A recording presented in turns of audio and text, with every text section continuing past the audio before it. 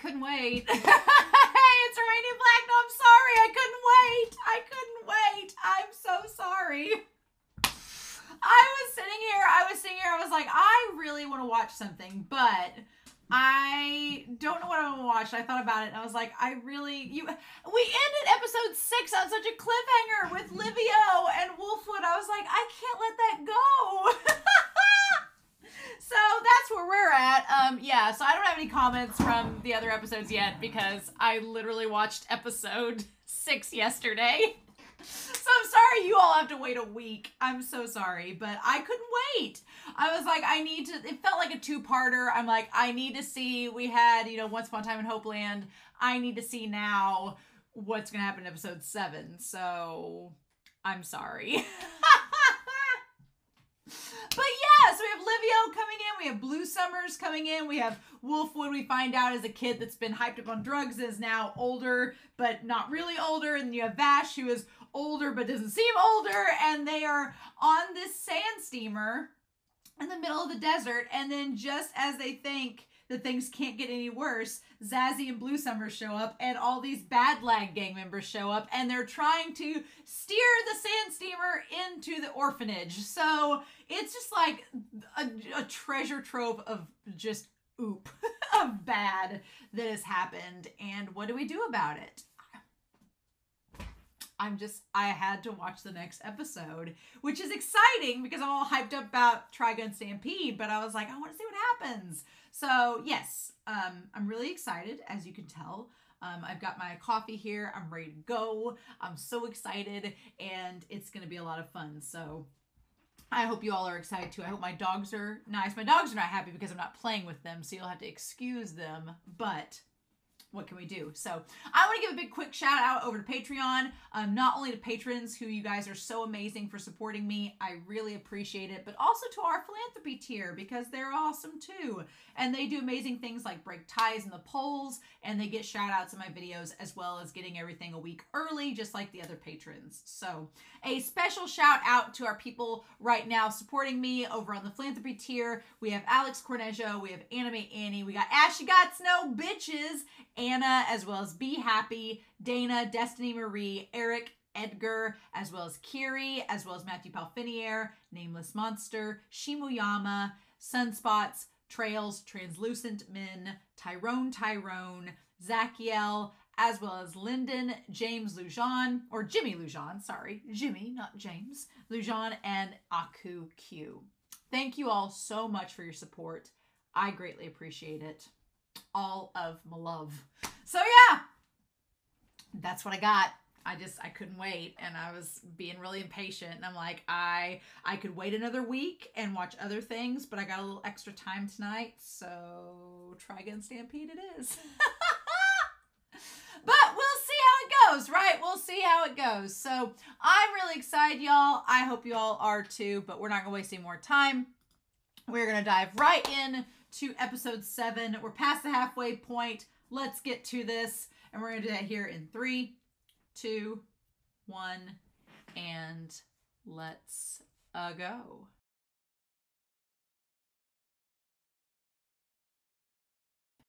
Well, that was a way to wrap that up.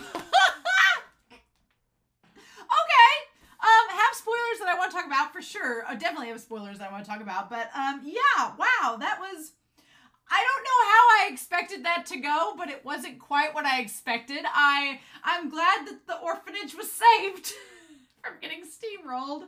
Oh my god, it's gonna be difficult to talk about this episode without spoilers, so I'm gonna do my best to get through it, and then we'll talk about OG stuff because there's a lot to talk about. But man, Blue Summers, am I right? What an emo. I like that he's just, we get the close up. At least he was wearing his little seat belt. Blue Summers was wearing his seat belt, making sure he was protected from any harm that could be caused, right? And then we have, what's so fascinating about this is now looking at the OP, we see the angel-looking creature that from the red ones that look like they're in pain and look like they're suffering. So that's interesting. Like, why? I have lots of questions about the plants, right? I have lots of questions of why are we collecting the red plants? Are we collecting the ones that Knives feels most connected to? Is that the case? Why are we collecting the red plants? Are they rehabilitating them? Are they using them? Here's the thing that gets me is that Vash, apologizes to the plant saying, hey, I'm using you to save these people and they're using you. I'm sorry that's happening to you.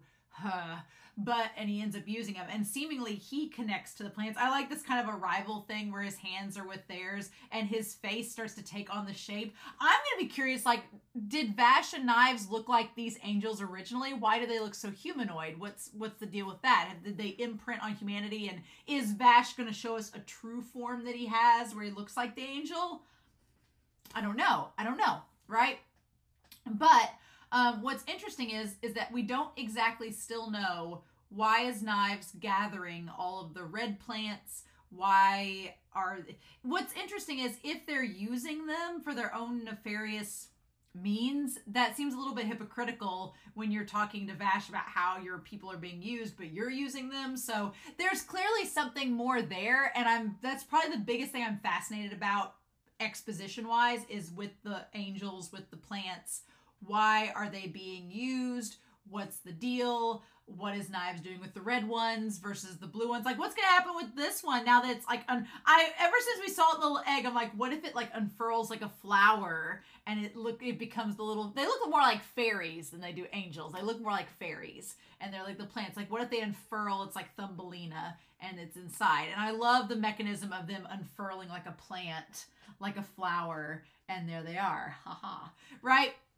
I'm very curious about that. I'm like, what's going to happen now that this plant has unfurled? Is it going to go back into its little ball-shaped form? Is it going to die? What happens with it? So I'm hoping we find out answers next episode, right? Next episode's the Rule of 8. Don't think I haven't forgotten. So I'm excited for the Rule of 8. The 8th episode of a 12-episode series is always really good. So I'm really excited about the Rule of 8 next week. That's going to be a lot of fun. But yeah, I'm glad we get a little bit of explanation there. The Bad Lads gang was there. Well, they were there. They were like a bunch of pirates. I definitely got Pirates of the Caribbean vibe when they were just like causing chaos and causing a muck. It's like they just wanted to like get in on this high profile just ridiculousness. And we'll talk about Meryl and taking the photos of them because that was like the one bit of levity. I was like, that's really fun. But yeah, honestly, I thought they were going to be much more of a threat, much more of a hurdle. And they weren't. Vash just thrashed them and went on. Vash the Thrasher and then went on and that was it. I'm okay with it, I guess. I'm a little bit let down that the Bad Lads gang did virtually nothing. They were there for a gag joke.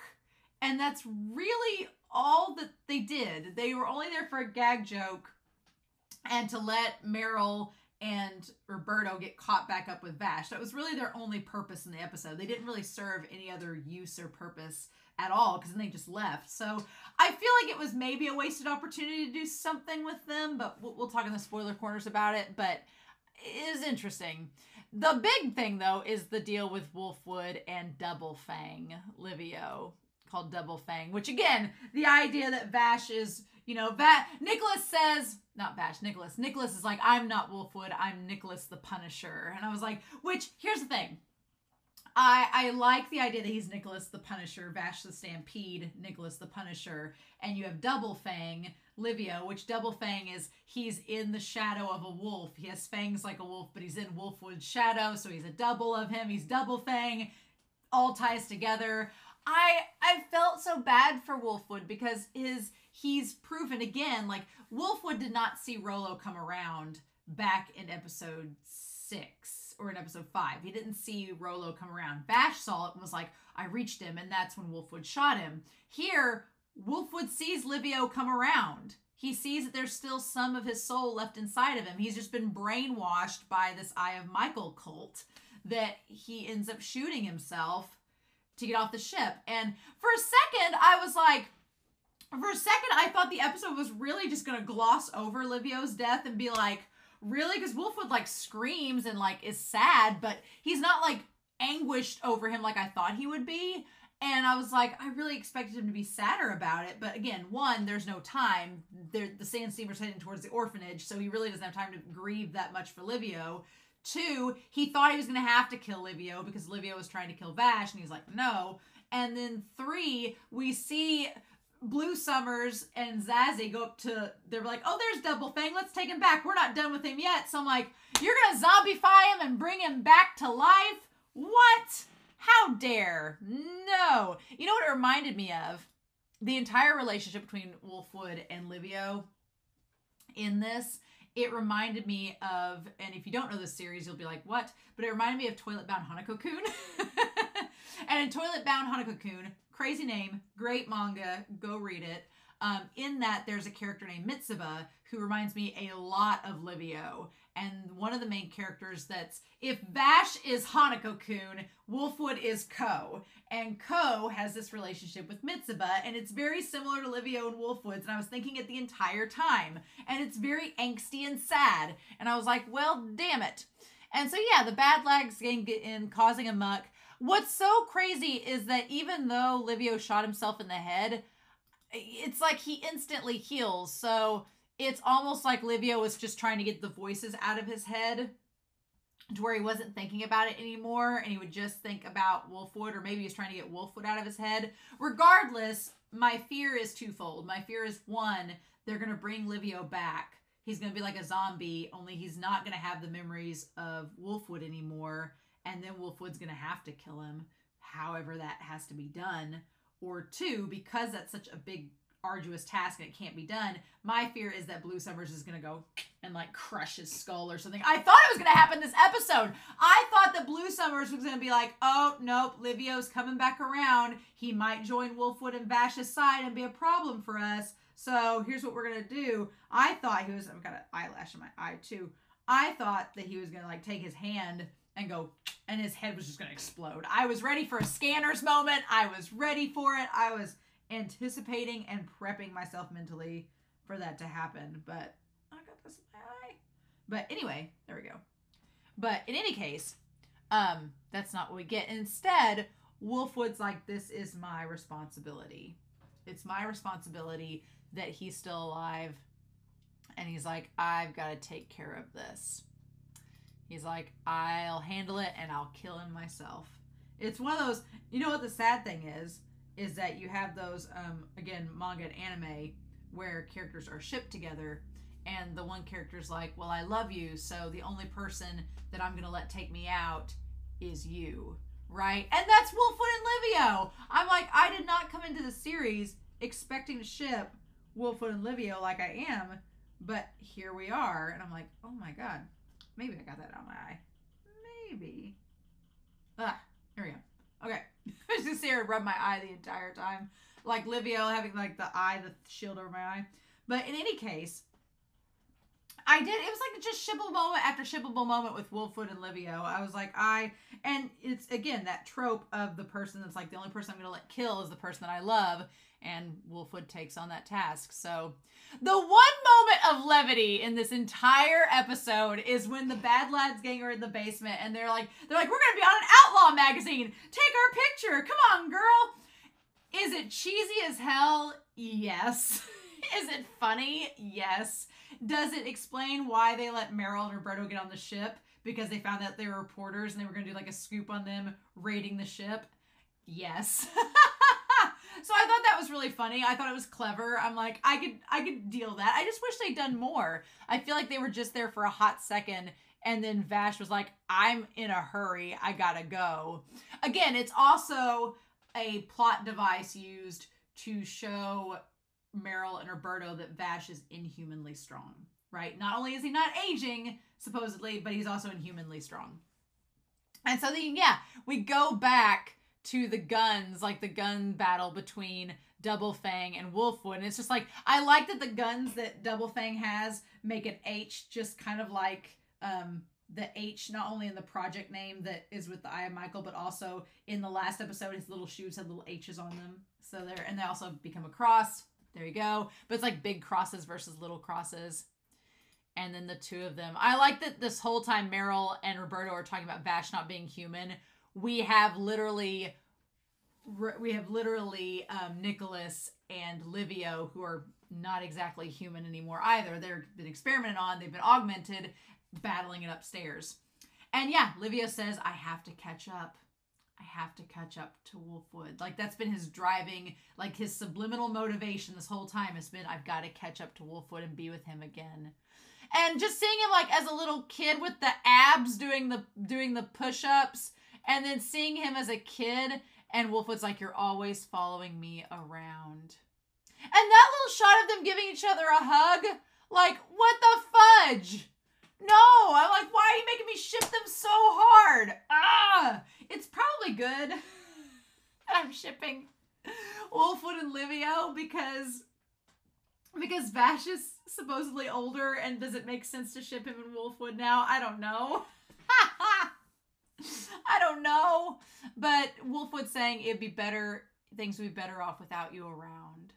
And you know he doesn't mean that, but he's just like, if you hadn't followed me all those years ago, if you hadn't followed me, then you wouldn't be like this right now. It's my fault that you're this like living weapon as you are. And then he's going to shoot Livio, but Vash stops him. I love that Vash stops him from shooting him so that it's not his responsibility for hurting him. And he shoots the surveillance bug. I like the mechanics of the surveillance bug being tied to Zazzy's web. And the moment that the surveillance bug is killed, the web snaps. And he's like, oh, I got shot. I was like, aha! But oh my God, ew. The idea of when Blue Summers is like, oh, just send out another Eye of Michael, and he just like pulls out the worm from his mouth. Blah, blah. Nope, can't do that. That is so disgusting.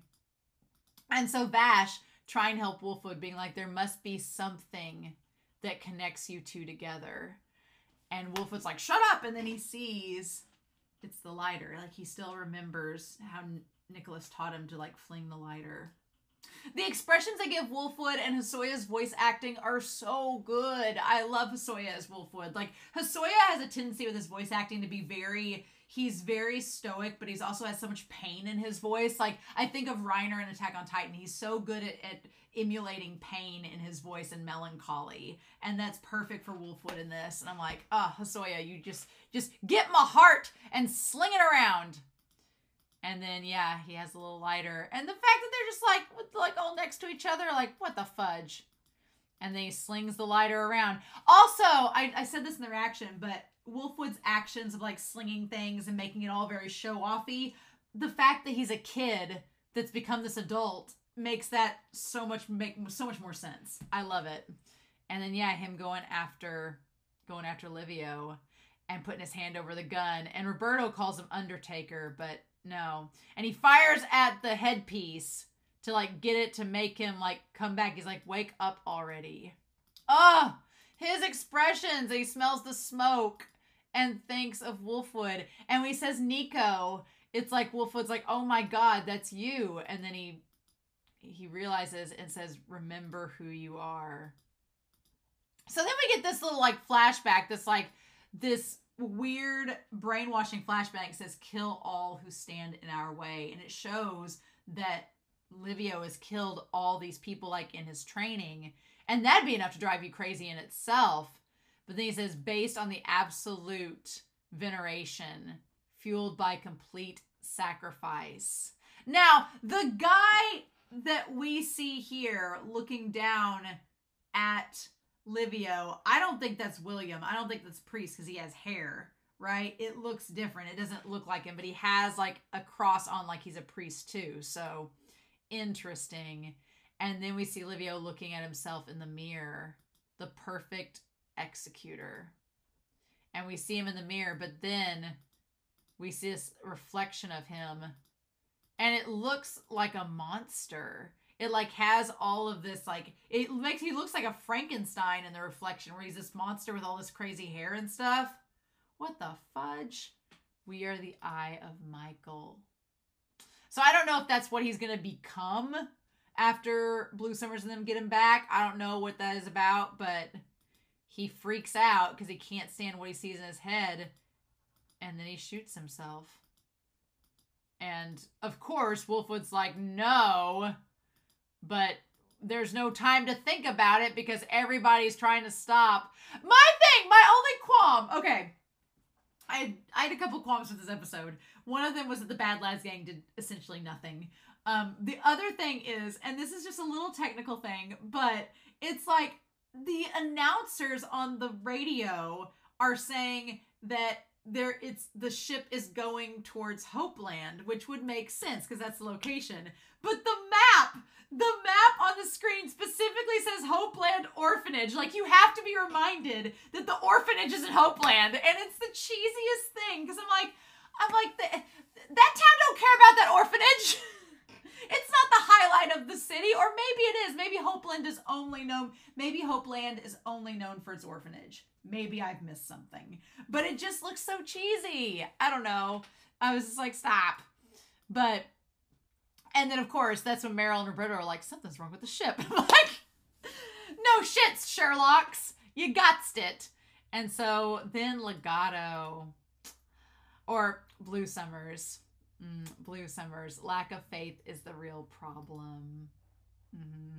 Blue Summers. And so Zazzy's like, I like that Zazzy is kind of the accomplice to Blue Summers. Zazzy's like, Zazzy's just there for the ride. Zazzy's like, I really don't know why I have to come with you people. It makes Zazzy look normal in comparison. That's saying something when Blue Summers and the others make Zazzy look normal in comparison. But Blue Summers has got this whole vendetta about not needing emotions and how what's really interesting is that Blue Summers says, we don't need emotions. It's fine. But the way to get Wolfwood, according to Blue Summers, to abandon emotions is to put them through the most emotional trauma possible in losing the town and their best friend and everything. Which, granted, I can see some people being like, well, yeah, that's the point. He's going to put him through all this emotional trauma to make him realize that emotions are the source of pain. So let's just get rid of them and won't feel pain anymore. That seems to be Blue Summers' whole deal, that Blue Summers wants to forget pain. And so they have this nihilistic view of life where there's no emotions, and that's their way of coping and getting through everything, which, considering what all they have to go through with the Eye of the Michael and knives and everything, makes sense. And then Blue Summers is like, I've had enough. I'll take out the orphanage by force. Getting this whole cannon thing to go on, which is fascinating. But yeah, the sand steamer being a spaceship makes a lot of sense, and having a cannon. Roberto's interesting in this episode because Roberto kind of just gives up at this point. They just sit down with the flask and start drinking. And it's like, what are we going to do? Wolfwood notices that Blue Summers and Zazzy are there, and they're like, what the fudge? Why are you guys here? And so Vash is like, let's go. We're going to, because Wolfwood thinks that he's like, I'm going to blow up the ship, kill everybody on the ship, and that'll stop whatever's happening. And Vash is like, there's another way. Let's go do the other way. And Wolfwood, who, in all honesty, Wolfwood doesn't want to kill anybody, is finally like, fine, we'll do things your way this time around. We won't kill anybody, and maybe it'll work out. And it does, right? It actually does work out, but at the cost of Vash revealing that they're absolutely not human. So yeah, so we have the spaceship getting turned on, and they're like, if we can like make it to where the cannon fires away, then we'll be fine. I love Wolfwood just getting mad, being like, it's the only way, right? Like, Wolfwood's outbursts, now that we know he's a kid made into an adult, makes so much more sense. The characterization of Wolfwood is, everything is so explained now. I love it. And they both decide to work together to stop the cannon. I liked the mechanics of this. It was really badass. It was nice. The two of them working together. And it seems so silly, them like trying to physically move the cannon. But then when you realize that they're literally like superhuman strength individuals, it's not so far-fetched. Now, I'm also glad that Meryl freaking stuck up for herself, because Roberto was irritating me a little bit, where he's like, come on, Missy, we're gonna have to get out of here. And she's like, you can go. Bye. I'm not leaving. And he's just like, I'm like, Roberto, she is a grown-ass woman. Let her stay on the ship. I know you want to keep her safe and all that jazz, but let her make her own decisions. And because she made her own decisions, she saved everyone. It's literally because, I mean, granted, yes, Vash and Wolfwood, they moved the cannon, but she was there to fire it off. It's her, she's a big part of that too. So, Roberto, what the fudge? And he just tries to like, stop trying to be a hero. We're just normal people. And she's like, well, that's not the moral of this story, sir. I'm like, Roberto, buzz off. And then they managed to turn it. But Vash, I like Vash and Wolfwood splitting up and each of them going, like we have, I like the idea that we have, I'm going to take a screenshot of Blue Summers here, that we had Vash going to the plant to help stop the ship, and then you have Wolfwood going down there. I liked Wolfwood having the flask in his mouth while he's cranking it down. I liked that. Also gonna make note that Blue Summers, the skull motif that is on his the applique that is on his jacket, looks like it's made out of the same material that Vash's hand is made out of. So that's interesting. I'm very curious to know if we're going to get backstory on Blue Summers. Like, what is Blue Summers? Where did he come from? Why is he so obsessed about his hair? Why has he got abs? I also like the fact that Zazzy's just in the back like, oh my God, like, could you drive any better? I just love how dramatic Blue Summers is. They're just like, oh, my hair. Oh my God. Such a diva. Love it. Love it. And then Vash is like, what about the people on board? He's like, there is a way we can do this. And so I like that Vash says Wolfwood. He calls him Wolfwood. And Nicholas is like, stop it. I'm the Punisher. He's like, I'm not like you. And Vash, that smile that Vash has, he's like, yeah, you are. I like Vash giving him that look like, you want to say you're not like me, but you are. He says, I'm Nicholas the Punisher. It's such like a name like a kid would give him, but Wolfwood. And the thing about it is that's so interesting because Vash doesn't quite know that Wolfwood's a double agent. So on the one hand, it's sort of like Wolfwood abandoning that name because of Livio. Like, it's like he wants to leave that part of him behind because Livio's gone now, or so he thinks.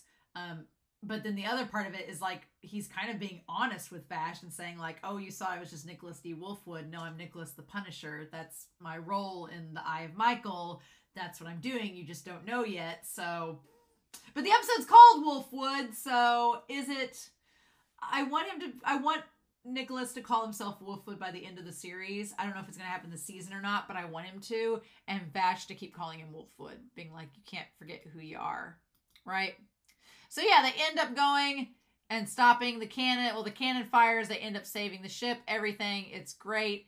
And then I like the idea that Blue Summers was like, what did he ask him there? When everything happened, they're like, the sandstorm, is that caused by you?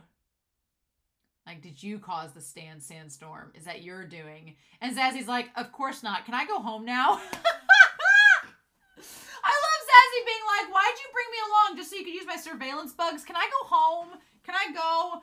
Is Zazzy an angel and a plant? Is that because he asked if the sandstorm was caused by Zazzy, which why would Zazzy be able to cause sandstorms? They control worms. Why would they be able to cause a sandstorm unless they're a plant and have that power? If Zazzy was a plant, I wouldn't be surprised. Zazzy seems like maybe like the girl angel that's with William, that Zazzy is one of them as well, that's been able to like get out and become kind of humanoid.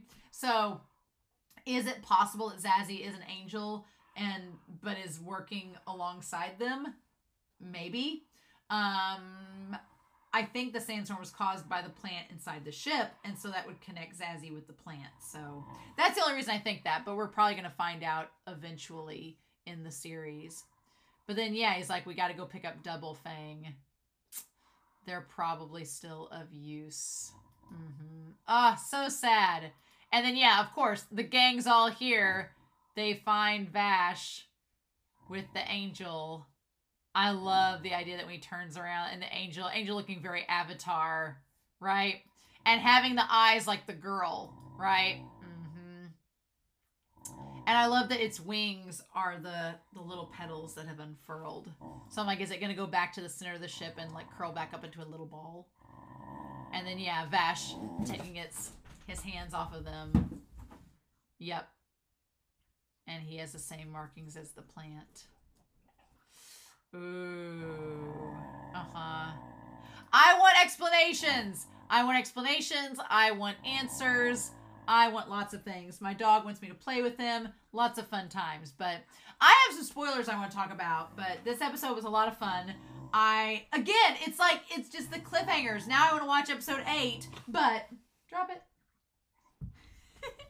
But I am going to hold off for some comments, I promise. Because episode 8 is the rule of 8. The 8th episode is always usually a lot of fun. And it's usually a really good episode. So I'm going to wait a little bit on that one. I'm going to hold off.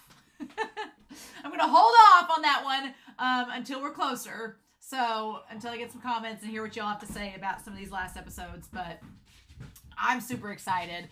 If you're not sticking around for spoilers, I hope you enjoyed this reaction and discussion. But I'm going to talk some spoilers. And then I will be back next week to talk to you all with episode 8 of Trigun Stampede. So, all right, spoiler corner. So the angel plant business has been my biggest draw to this series in relation to the OG series, because we don't really get a lot with the angels. Like the angels and the plants are kind of talked about like briefly in the OG series, but there's a lot of mystery left to them, and that's good in its own way. But the moment we had the first episode and that seemed to be a focal point, I was like, okay, well, one way to make this series very different from the OG series is to talk more about the angels. And so I've been really excited about that, and I feel like next episode, Rule of 8, we're going to get some flashbacks probably, because that last end card in the end of this episode, the end card was of Vash when we had the flashback episodes after he blew up the one city, and we had the flashback of his history then. So I was like, okay, cool, we're going back to that. That'll be a lot of fun. So I'm really excited for episode 8 in that regard. I'm excited to get maybe more ideas about how Vash and Knives are plants, are angels, how that works. Why do they look humanoid? What's the deal with that? It is getting harder and harder for me not to say legato. And I don't want to spoil people, but I'm like, is saying legato a spoiler? Is it? Because they've only called him Blue Summers. So you gotta drop it. Yeah. So I don't know. I may let it slip that his name's legato, but I keep wanting to see if we're going to get, I don't know if we're getting Mid-Valley. I hope we do. I hope legato lives past this season so that we can get more of him and maybe Mid-Valley in season 2. We only have 8, 9, 10, 11, 12. We only have 5 episodes left. That's not a lot of time to wrap up a whole arc. I don't think that's going to happen. I don't think they're going to wrap everything up in one arc. So, I don't know. I don't think they're going to wrap up the entirety of the OG series in 12 episodes. That would seem like such a waste. So I'm hopeful that we'll get like to a nice checkpoint at the end of this season and then have more to go off of in season 2. And I hope that legato sticks around because I'm really liking legato. He has abs. He has abs in this version. I think that surprises me so much because legato in the 90s version was just like, he was always in this big bulky coat, but you could just tell he was like a little skinny guy underneath, but maybe he had like a Dorito chip body. You just didn't know. There was no definitions. It was all that damn coat. And here I'm like, okay, legato's got abs. He's 20 times more emo than he was in the original series, but I'm kind of all about it. I like it. I like legato. I like legato and Zazzy's relationship in this, their dynamic, so much. I feel like Zazzy was so underutilized in the OG anime, especially with the ability that they have, that I kind of love the ability that they have in this one. The worm, like, regurgitating, using it as surveillance, the idea that them and legato are working together. I like that a lot. I'm like, yes, please. More of that, please. But yeah, there were things that I really liked about this, There were things I really liked about this episode. I did have some qualms. I do love Hisoya as Wolfwood. I like the idea of Nicholas the Punisher because that was the thing. I was trying not to say it and spoil it in the reaction or the discussion, but in the OG series, when you find out that Nicholas was kind of pseudo part of the Gung Ho gang, I was like, well, what's his name? Because you have Chapel, you have Zazzy the Beast, you have E.G. Mine, you have this, and you have all these different characters, but then it was just Nicholas D. Wolfwood, and I was like, okay, but I like the idea of him being Nicholas the Punisher. I like that that's his name, right? He's not a, they kind of, they abandoned the priest subplot with him in this, which I'm okay with because the religious angle in this show is viewed very negatively. They view it as kind of like a cult. So the idea that Nicholas is kind of separated from that Wolfwood's not part of that, I'm okay with that. That's fine. And I love Hosoya as him. His voice acting and the facial expressions they give him in this are really good. He didn't get a lot of time to mourn Livio, but at the same time, it was like, we don't have time. We have all these other things we're worried about. And then the moment Legato was like, oh, we're going to go back and get Double Fang, I'm like, oh, well, he's not dead anyway. We're going to save that for later. Mourning for later. And maybe next episode, we'll see Nicholas mourning him. Who knows? But he had kind of resigned himself that he was going to kill him to begin with. Livio is a problem because, again, like I said last episode, Livio can heal himself and Wolfwood cannot without the medicine. So if he runs out of medicine, then we're in trouble. But I have a couple big qualms with this episode. And it's fine for different reasons, but I was just like, My one was the Bad Lads gang were superfluous. They were nothing in this episode. They did nothing. They were there for one joke. They rummaged around for a while with colors and creativity and smoke, and then they left. And I was like, really? No neon dynamite? None of that? But, here's my caveat. We're going to get multiple seasons of this show. If this was just a way to introduce the Bad Lad gang and to show them as a gang, and then later we're going to come back to them with dynamite neon included, I'm fine with that. But if they're just going to be like these just hokey pirate gooks, then I'm like, okay, that's what it is. So that was I was a little disappointed, but then at the end of last episode, I'm like, we're getting all these villains at once. That seems like overkill. And so they didn't really have anything for them to do this episode except get throttled by Vash and prove to Meryl and Roberto that he's not human. So whatever. If they save Neon Dynamite to have his own episode in the future, I'll be fine with that, and kind of establish the Bad Lads gang are kind of just like hokey and fun, then I'm fine with that too, right? Roberto gets some good expressions in this episode, especially with poor Meryl taking pictures. I will say that was kind of my other big issue with this, is that Meryl and Roberto's dynamic, which we'll get talking about it here in a second. It's still like probably my least favorite part about this series, but we'll get back to it. The Livio and Wolfwood, like, Angst City dynamic, they're so shippable. I'm like, why? Look, the show is making me ship Livio and Wolfwood, which they're the same age, so I'm fine with that. Whereas, now it's like Wolfwood's like a teenager trapped in an adult's body, so is shipping him with Vash legit? Is shipping Meryl with Vash legit? I don't know. I still want to, but I feel bad for Livio because he just wanted to be with Wolfwood. And Wolfwood's like, because you followed me and I let you chase after me, you end up getting hurt. It's really sad, right? Really sad. Again, love Legato and Zazzy's dynamic. They are great. I could watch a whole damn season of just Zazzy and Legato driving around and Zazzy being just done with Legato's emo bullshit. I could live for it. I could live for it. I'm very curious to know what they're going to build up with Vash and Legato, if anything, because Wolfwood seems to be the one in this series that's tied more with Legato and Zazzy in them. In the OG series, Zazzy wasn't really tied to anybody, but it was Vash and Legato that were tied together, that connected to one another because they sensed that they were, Vash sensed how dangerous Legato was. So, I don't know. That's an interesting twist that Vash doesn't seem to know anything about Legato, and it's Wolfwood that knows him. So, I'm curious to see what we do with that. If Vash and Legato, because in the OG series, Legato is the one that, like, makes Vash kill someone. And so I'm like, what do we do with this? Is that going to happen in this? Are we going to subvert it a little bit? I'm fine with it either way, but it's interesting. Also, the blue flame being the same in the lighter in the flashback being the same color as the liquid that they're using in the cross. What do we do? And yeah, so Roberto realizing that, oh, these people around us are all inhuman monsters. Like, Meryl and I, we be in trouble. This is a problem, right?